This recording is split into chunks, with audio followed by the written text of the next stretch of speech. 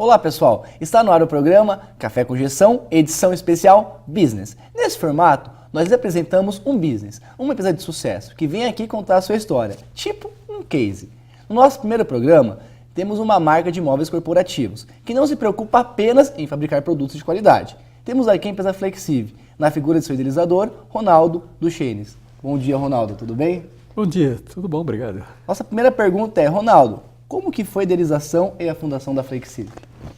Olha, isso aconteceu há 30 anos atrás.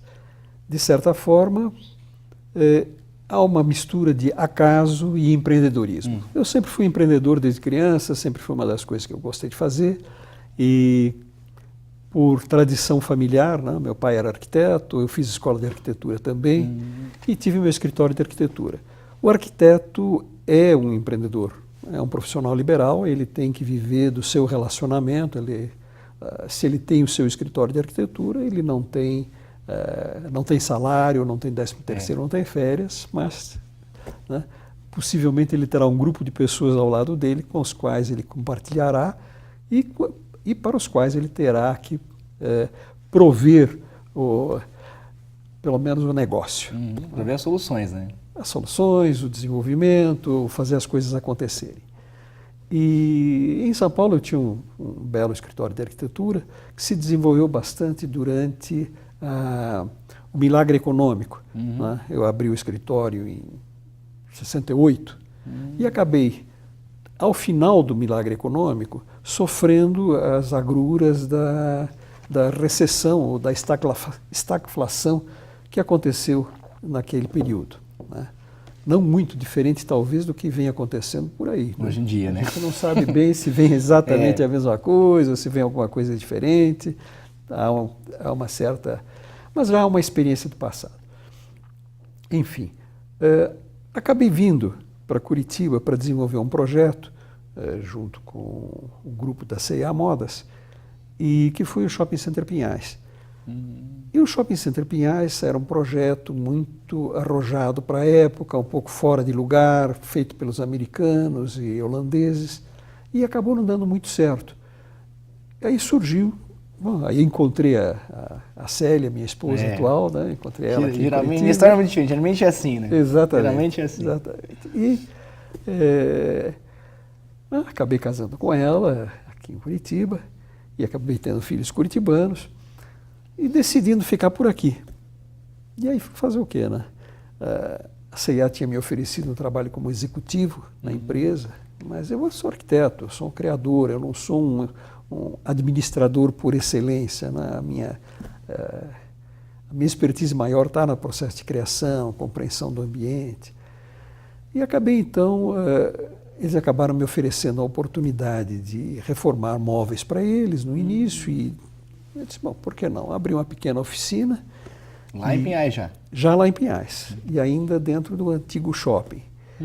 Quando eles tinham decidido fechar o shopping, isso foi lá por volta, eles decidiram fechar o shopping abriram em 81 e decidiram fechar em 84. Nossa, porque o planejamento foi no final dos anos 70, quando o milagre econômico deu aquela virada.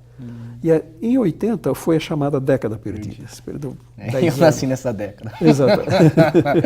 Tá vendo? Foi uma década ganha. E aí, então, com o fechamento do shopping, com essa decisão deles, eles tinham outras decisões empresariais que deram muito certo, eles participaram de vários outros shoppings, mas este shopping em especial eles estavam fechando. E como não quis aceitar a ideia de ser executivo do grupo, eles me ofereceram a possibilidade de reformar os móveis deles, que eles estavam...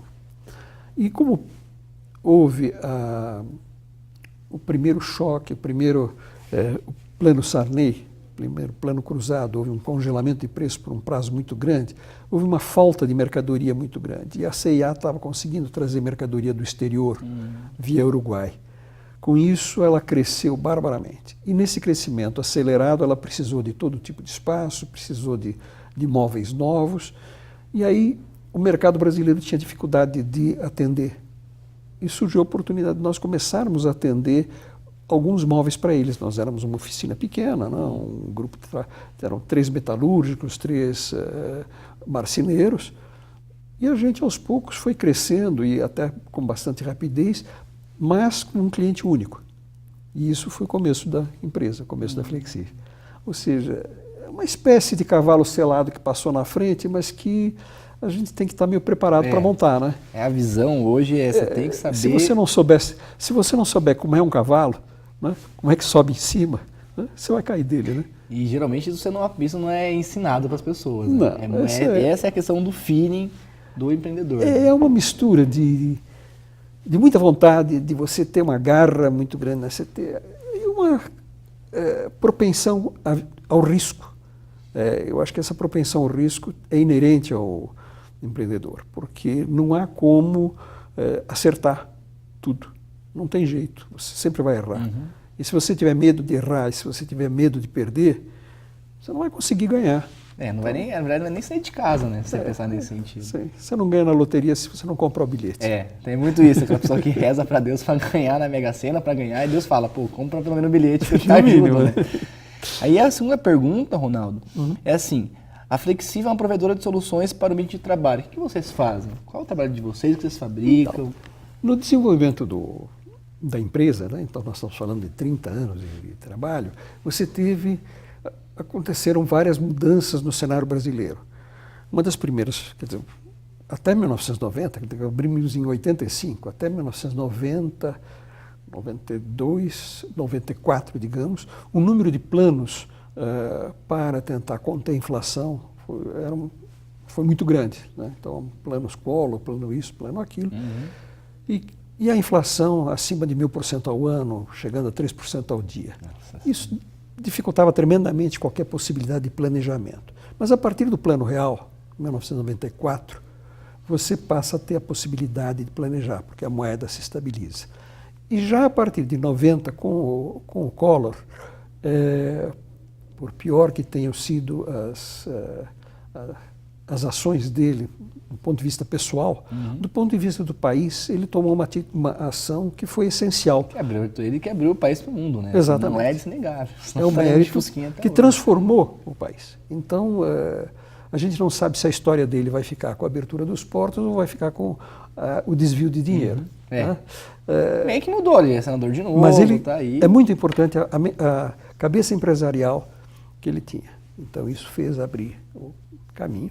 E isso tudo foi importante para a Flexi. De um lado, essa abertura foi transformando o país, foi permitindo que a informática se estabelecesse nos meios de trabalho.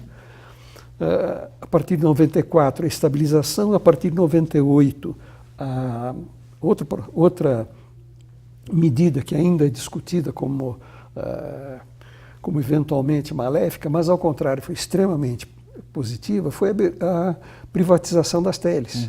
Os processos de privatização que aconteceram permitiram, primeiro, a existência, a mudança da telefonia no país, segundo, permitiram o desenvolvimento da internet e a democratização da informação. E até a agilidade, porque eu lembro que naquela época a mãe comprou o telefone em casa, acho que em 96, que era tipo muito, era tipo quase coisa assim, R$4.000 que você pagava. E demorava tipo uns 3, 4 anos assim para ser instalado. A gente tinha que na declaração de imposto de renda, a gente tinha que colocar o telefone como patrimônio. Porque era patrimônio, você comprava uma ação da empresa, na verdade. Exatamente. Uma ação da empresa. Ação da empresa, exatamente. Depois, quando houve um momento de venda até dessas ações. Era absurdo, era completamente impossível. Mas a partir dessa mudança em 94, 96, 98. Em 96 nós já nos dedicávamos mais, nós começamos nos dedicando à reforma de imobiliário comercial e aos poucos fomos migrando para o imobiliário de escritório. E em 96 abrimos nosso primeiro showroom aqui em Curitiba e nos concentrando, focando em cima do imobiliário de escritório. Por quê? Naquele momento a gente percebeu a necessidade que todo mundo teria de trocar seu mobiliário. O mobiliário tradicional já não servia mais. Então você tinha que trocar. E aí nós passamos a perceber, a entender que tínhamos que procurar soluções novas para problemas novos. Problemas como a lesão de esforço repetitivo causado pelo mouse. Que até então ninguém tinha noção, porque não tinha, não porque o processo não vivia isso. O processo de datilografar era um processo mecânico que você trabalhava com o seu corpo. Você usava o peso das suas mãos para teclar e isso não criava nenhum tipo de lesão. No momento que você passou a ter que apoiar, mas ficava com o peso do teu braço em cima do punho, você começou a criar algumas lesões aqui. Então você passou a ter que apoiar o braço, e as primeiras mesas não te permitiam isso, o ideal era que tivesse algum controle, os braços das cadeiras passaram a ter que ser móveis. Então, até a forma de se portar. Bom, a forma de se portar é uma das coisas fundamentais, porque eu posso dar o móvel mais ergonômico do mundo para você, se você não fizer algum esporte, se você não fizer alguma coisa trabalhando o seu próprio corpo, para a sua própria postura, você vai se fazer assim. Não adianta. Se você trabalhar assim, você vai virar um besouro. Por mais que você tenha... Não tem. Tem que ter uma movimentação. Isso, sei lá... Isso é uma coisa da vida, não é uma coisa do negócio. Mas a gente até quando faz o negócio, a gente fala sobre isso. Né? É importante você trabalhar com uma postura correta. Mas eu tenho que te dar condições para isso. Né? Se você não puder ajustar a altura da tua cadeira com relação ao teu plano de trabalho, você não puder ajustar o teu monitor com relação à tua vista, aí não adianta. Né? Aí você vai começar a tentar se ajeitar. Mas então isto já foi um primeiro momento em que a gente percebeu que desenhar dentro da empresa era muito importante. E foi aí a criação do Estúdio Flexível de Design. Isso, que me falar sobre esse premiado, porque é um estúdio premiado, inclusive. A partir de 98, um amigo meu que passou em nossa empresa, que era professor da Federal, ele olhou o nosso móvel e perguntou, bonito o móvel de vocês, por que vocês não entram em concurso? Como assim entrar em concurso? Essas coisas não servem. Né? Não. Depois a gente tem uma certa timidez de se expor. Eu disse, não. Mas aí ele falou, tanto insistiu, que disse, entre lá, tem um concurso importante no Rio Grande do Sul, ele é internacional, ele é o concurso da Móvel Sul. Acabei, por insistência dele, colocando uma mesa lá dentro do concurso e acabei tirando o primeiro lugar. Eu disse, opa, interessante. Bom esse negócio, interessante, né? Bom esse negócio. O pessoal, na verdade, reconhece quando tem alguma coisa diferente. E a partir de então nós passamos a participar de várias premiações no país e mesmo fora e tivemos sucesso com isso. Temos mais de 30 prêmios que a gente conseguiu receber nesse decorrer da vida. Né? Como que funciona o estúdio, a criação? De repente você que tem o primeiro input, manda para a galera desenvolver? Depende, porque você tem coisas que vêm de necessidades percebidas que não são demandadas. Por exemplo, eu desenvolvi o que a gente chama de mancebo, que é um é uma espécie de cabideiro, isso você vai ver a imagem, que você apoia seu notebook, você pendura seu casaco, porque quando você chega no escritório de alguém, você, para vender ou para fazer qualquer coisa, é ruim colocar a pasta em cima da mesa ou colocar a pasta numa cadeira ou no chão. Onde você coloca, né? Então você coloca nesse mancebo. Mas isso foi uma demanda. Eu procurei, achava que era importante, procurei em feiras, procurei em todo lugar, não tinha. Então eu acabei desenhando, fazendo um desenho específico e acabou dando certo. Isso é um projeto, é um desenho feito há mais de 10 anos, que foi exposto em mais de 5 continentes. E ganhou alguns prêmios. Mas outras coisas são demandas diretas do cliente.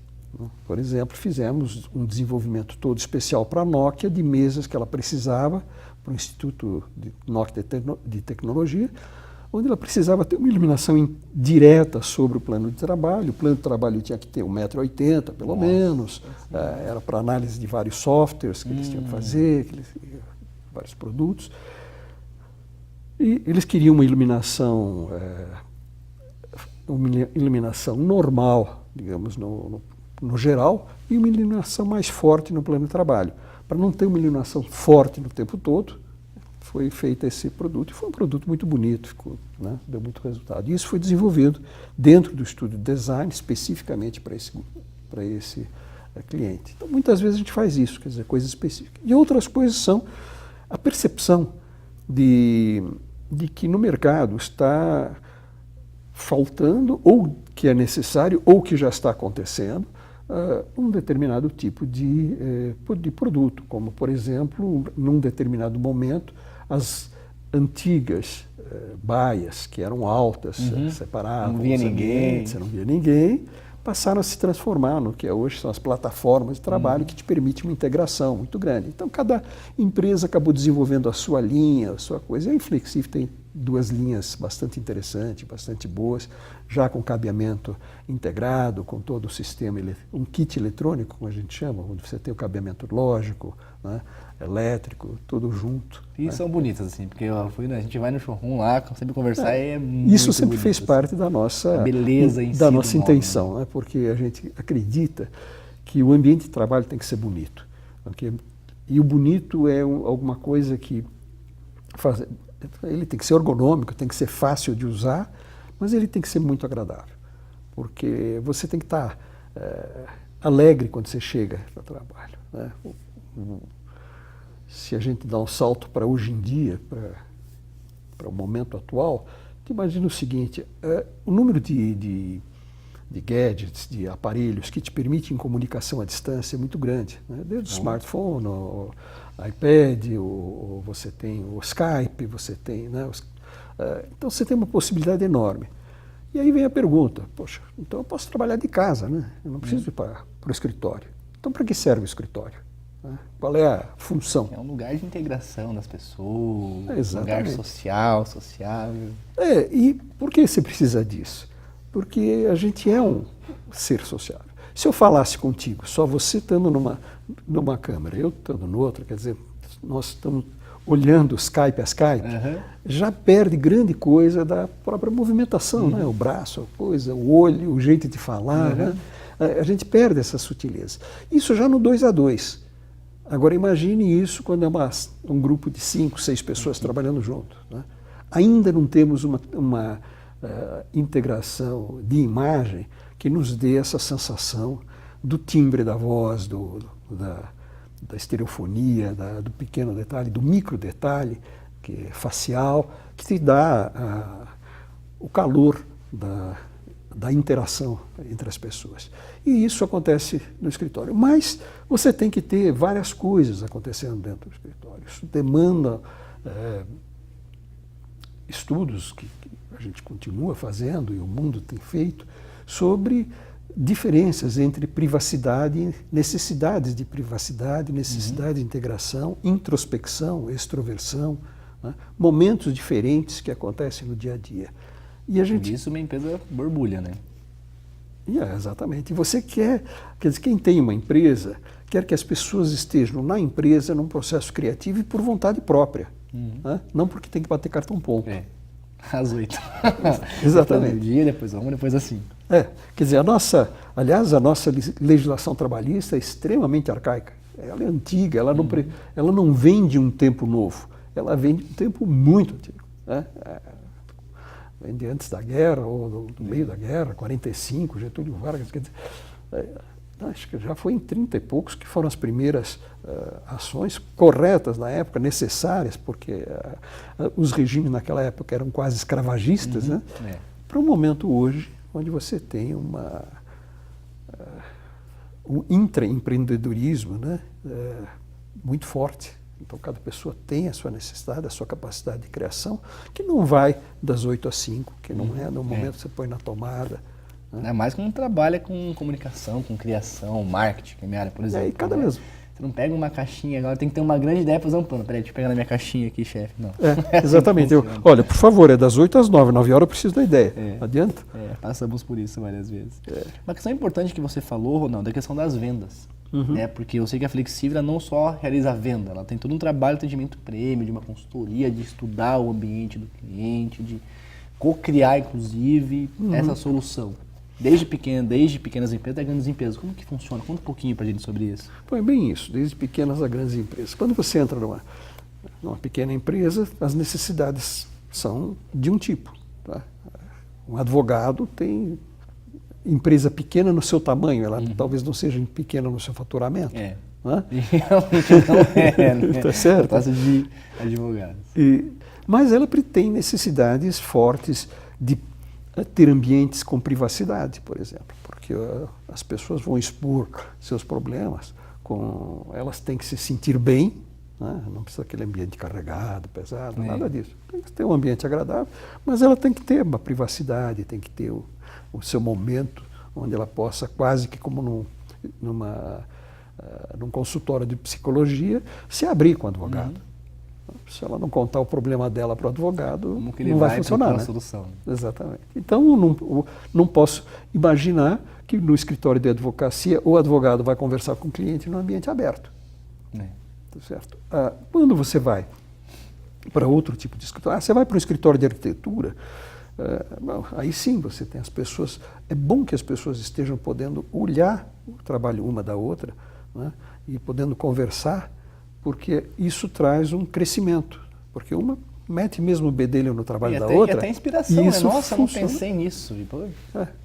Então, a gente tem que entender, diferentemente de quando o cliente vai comprar numa loja de móveis uma mesa de jantar, ele sabe o que ele quer, quer uma mesa para uma sala de jantar.